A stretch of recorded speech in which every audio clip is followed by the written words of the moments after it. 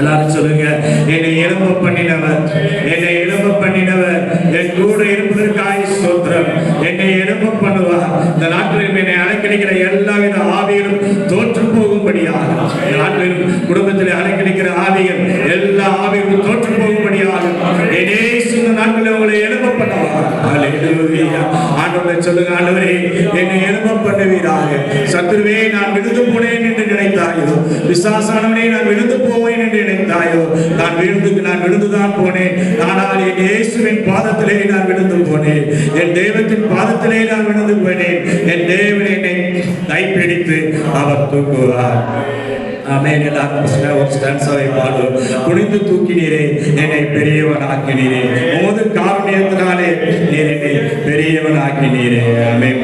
குனிந்து தூக்கினீரே, பெரியவன் ஆக்கினீரே. குனிந்து தூக்கினீரே, பெரியவன் ஆக்கினீரே. உமது காருண்யத்தால் பெரியவன் ஆக்கினீரே. குனிந்து தூக்கினீரே, பெரியவன் ஆக்கினீரே. உமது காருண்யத்தால் குனிந்து தூக்கினீரே. ஆண்டவரே சொல்லுங்க, ஆண்டவரே என் கையை பிடித்து என்னை தூக்கி விடாது.